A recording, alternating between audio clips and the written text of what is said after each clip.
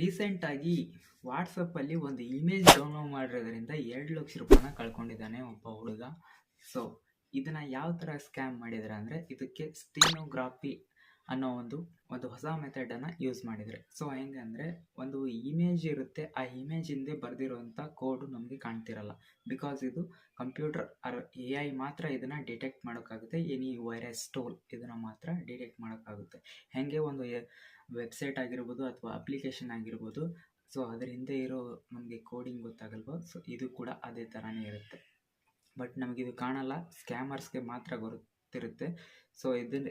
So ಈ ಒಂದು ಇಮೇಜನ್ನು ಅವರು ಡೌನ್ಲೋಡ್ ಮಾಡೋದ್ರಿಂದ ಸೊ ನಮ್ಮ mobile camera, access, storage and OTP, messages, anything, so up to ನಮ್ಮ ಮೊಬೈಲ್ ಡೀಟೇಲ್ಸ್ ಹ್ಯಾಕರ್ಸ್ ಹತ್ರ ಇರುತ್ತೆ. ಸೊ ಇದರಿಂದ ಬಚಾವಾಗೋದು ಯಾವ ಥರ ಅಂದರೆ, ನಿಮ್ಮ ವಾಟ್ಸಪ್ಪಲ್ಲಿ ನೀವು ಡೌನ್ಲೋಡನ್ನು ಇಟ್ಟಿರ್ತೀರ, ವಿಡಿಯೋ, ಡಾಕ್ಯುಮೆಂಟ್ಸ್ ಆರ್ ಎನಿಥಿಂಗ್, ಅದನ್ನು ನೀವು ಆಫ್ ಮಾಡ್ಕೋಬೇಕಾಗುತ್ತೆ.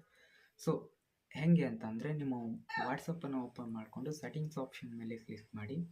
ನೆಕ್ಸ್ಟ್ ಇಲ್ಲಿ ಸ್ಟೋರೇಜ್ ಆಪ್ಷನ್ ಮೇಲೆ ಕ್ಲಿಕ್ ಮಾಡಿದರೆ ಇಲ್ಲಿ ವೆನ್ ಯು ಯೂಸಿಂಗ್ ಡೇಟಾ ಅಂತ ಒಂದು ಆಪ್ಷನ್ ಇರುತ್ತೆ. ಸೊ ಇದನ್ನು ಮೂರನ್ನು ಕೂಡ ನೀವು ಆಫ್ ಮಾಡ್ಕೋಬೋದು. Mobile, documents, image or anything etcetera ಇದೆ ಅಲ್ವಾ, ಸೊ ಇದನ್ನ ಎಲ್ಲ ಬಾಕ್ಸ್ ಇದು ಟಿಕ್ ಆಗಿರುತ್ತೆ. ಇದನ್ನು ಅನ್ಟಿಕ್ ಮಾಡಿದರೆ ಸೊ ನೀವು ಯಾವುದೇ ನಿಮ್ಮ ಮೊಬೈಲ್ಗೆ ವಾಟ್ಸಪ್ ಗ್ರೂಪ್ ಆಗಿರ್ಬೋದು ಅಥವಾ ಅನ್ನೋನ್ ಪರ್ಸನ್ನಿಂದ ನಿಮಗೆ ಫೋಟೋ ಬಂದರೆ ಅದನ್ನು ಡೌನ್ಲೋಡ್ ಮಾಡೋಕ್ಕೆ ಹೋಗಬೇಡಿ.